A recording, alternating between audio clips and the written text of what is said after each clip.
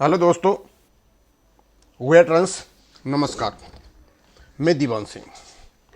मैं बताना चाहूँगा कि सीएन वेणुगोपालन साहब के 2 वीडियो मैं डाल चुका हूँ। एक मैंने 8-10 पर डाला, एक मैंने 10 बजे डाला और दोनों प्रसारित हो चुके हैं। उनमें जो पॉइंट आए हुए हैं मैं चाहता हूँ उनको मैं समराइज करूँ। और समराइज किस किस के लिए करना है? वेंकटाचलम जी के तो करना ही करना है, उनके 9 के 9 जो कंस्टिट्यूट उनके लिए करना है, और हमारे जो पेंशनर्स के एसोसिएशन है एआईवीआरएफ और एआईवी पार्क, उनके लिए भी करना है। क्यों बहुत जरूरी। और मैं ये चाहता हूं कि पूरे देश में यूट्यूब के माध्यम से इन लोगों को पता चले कि तुम लोगों ने बैंक पेंशनर के साथ क्या क्या अत्याचार किए हैं। सबसे पहले तो मैं वहां आता हूं, एलआईसी को पता चले क्योंकि वो एकजुट हैं। आरआरबी को पता चला है, वो सारे संगठन एकजुट हैं। अन्य संगठन जो सिविल के हैं उनको पता चले, वो सब एकजुट हैं। दूसरी इंडस्ट्रीज में जो यूनियन बन, उनको पता चले वो एकजुट है। केबल और केबल डिसइंटीग्रेटेड, फैले हुए, ईगोइस्ट से भरे हुए लोग इस बैंक में भरे हुए हैं। और वेणुगोपालन साहब ने जो बातें कही हैं वो इतनी मजेदार बातें, इतनी इफेक्टिव बातें, हम तो अचंभित हैं। अब आते हम उन वीडियो पर जो 2 मिनट डाल दिए उनकी समरी पर। वेणुगोपालन साहब कहते हैं कि वेंकटाचलम साहब कह रहे हैं कि इन्होंने बड़ी ग्लोरियस अचीवमेंट की थी तारकेश्वर चक्रवर्ती के टाइम पर। हम भी इसमें गफलत में थे, शायद किया होगा, लेकिन वेणुगोपालन साहब बताते हैं कि तारकेश्वर चक्रवर्ती के टाइम जब इन्होंने पेंशन अपडेशन का काम किया था तो आरबीआई में जो पेंशन अपडेशन हुआ था वो और कोई कारण नहीं था। जब 1990 में आरबीआई का पेंशन अपडेशन हुआ था उस समय 2 बैंकों में 3 फायदे थे, एसबीआई और इलाहाबाद बैंक में। सीएफ भी मिलता था, पीएफ भी मिलता था और पेंशन भी मिलती थी।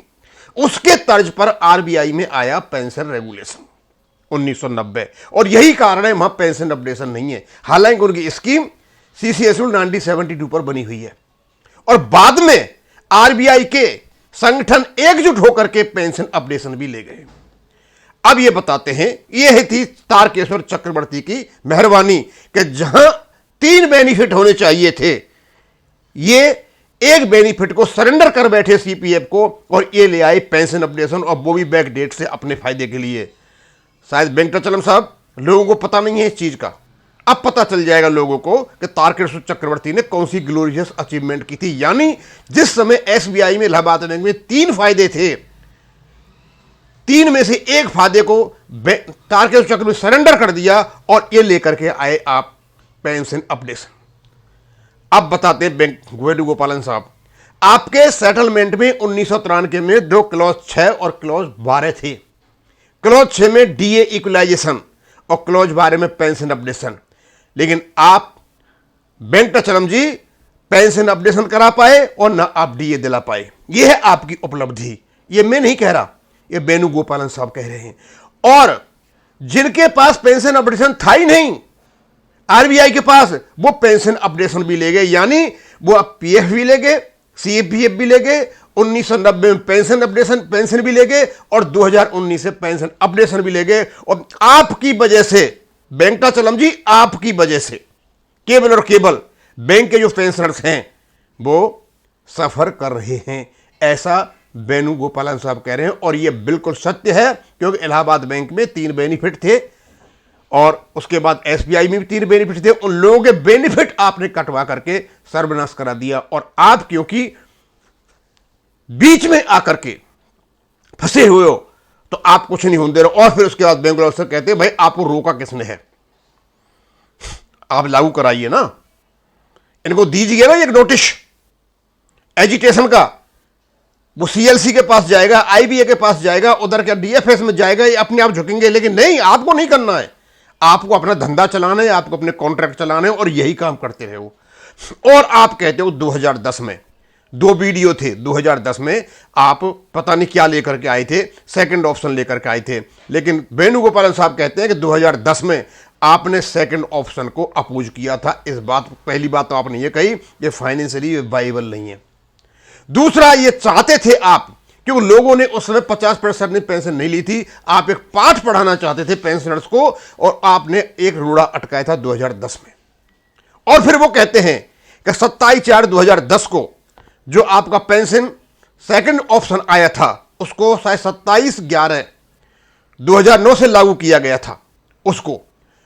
तो जो रिटायर्ड हो गए थे लोग और जो सर्विंग कर रहे थे और जो 1 महीने पहले रिटायर हुए थे, उनका क्या असर पड़ा? जो सर्विंग कर रहे थे उनको पेंशन का 1 दिन का भी फर्क नहीं पड़ा।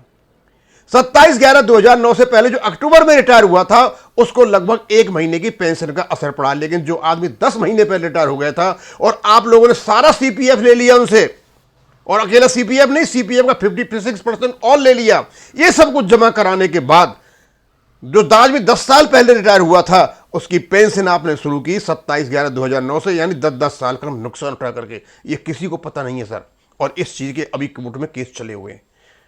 वेंकटाचलम साहब, आप लोगों को बहुत बेवकूफ बना रहे हो। मैं तो आपसे यही कहूंगा, अभी तो आपके बहुत वीडियो आएंगे, आपकी असलियत यहां खुलेंगी। अभी तो वेणुगोपालन साहब को और वीडियो आने में 2 ही डाले हैं।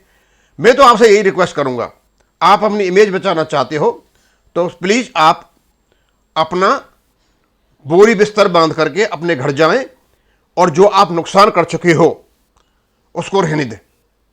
अब ये वेंकटाचलम साहब ही नहीं है, हमारी रिटायर्ड एसोसिएशन जो है, उनके अध्यक्ष, जो उनका चेयरमैन और जनरल सेक्रेटरी बने, ये भी सुबह से शाम तक केवल और केवल वेंकटाचलम के पद चिन्हों पर चल चल करके हमको नुकसान करा रहे हैं। एक हमारे आर.एन. शुक्ला साहब, आप ये बताएं हमें कि आप कहते हो RBI line. Sir, RBI line, जब आरबीआई का पेंशन अपडेशन आया था, आपको पता है कि आरबीआई में 3 प्रकार के बेनिफिट हैं, और उसके प्रकार 4था प्रकार का बेनिफिट वो अपडेशन भी ले गए। साहब, आपको मिलेगा कि आरबीआई लाइन पर वेंकटाचलम जैसे लोग बैठे हुए हैं? नहीं मिल पाएगा। और उसके बाद ये एआईबी पार के जैन साहब जो बैठे हुए हैं, और आचार्य साहब उसके जो बैठे हुए हैं, भाई कर क्या रहे हो आप लोग? क्या पेंशनर्स को बेवकूफ बना रहे हो क्या? कभी आप हड़ताल दिखाते हो, कभी आप सर्कुलर लिखते हो, कभी कुछ करते हो। ये असलियत अब सामने आएगी लोगों के, तो मुझे लगता है कि आप लोगों को भी ये थूकेंगे सारे के सारे। भाई क्यों नहीं करते हो आप लोग? क्यों नहीं वेंकटाचलम से कहते हो? और आपको नहीं कहते हो तो कोई बात नहीं, मत कीजिए। आप कम से कम बैंकों से जाकर के, वो स्टेटरी बॉडी वो है, जब ये नहीं आपका कुछ कर रहे तो आप स्टेटरी बॉडी से बात कीजिए, डीएफएस से बात कीजिए। लेकिन नहीं, क्योंकि आप डिसइंटीग्रेटेड हो, टूटे भये हो, फैले भये हो, अपनी अपनी ईगो दिखा रहे हो। क्या तुम एक नहीं हो सकते हो? क्या एक होकर बात नहीं कर सकते हो डीएफएस से? या पेंशन अपडेशन की बात नहीं हो सकती है? अब हमारे पास तो एक ही विकल्प रहेगा, और वो है सिविल कोर्ट। अब देखते हैं कोर्ट में क्या होता है। और मुझे ऐसा लगता है एलआईसी पेंशन अपडेशन ले जाएगा, आरआरबी भी ले जाएगा, और हमारा जो पेंशन अपडेशन है वो ऐसे ही अटका रहेगा, क्योंकि हमारे नेता ही इस प्रकार के हैं। आरआरबी में एक लीडरशिप है, एलआईसी में एक लीडरशिप है, सेंट्रल गवर्नमेंट एम्प्लॉयज में एक लीडरशिप है, गोपाल मिश्रा या कुछ भी हो, कितने बने हुए हैं, लेकिन एक साथ में चलते नहीं। हमारे यहां पर जितने भी ऑर्गेनाइजेशन बने हुए हैं रिटायर्ड पेंशनर्स के, एक दक्षिण में जा रहा है, एक उत्तर में जा रहा है, एक पूर्व में जा रहा है, एक पश्चिम में जा रहा है, और कुछ को तो पता नहीं है कहां जा रहे हैं। हमारी पेंशन अपडेशन नहीं होने का मुख्य कारण है हमारा एकता नहीं है हम लोगों में, हमें एकता नहीं है।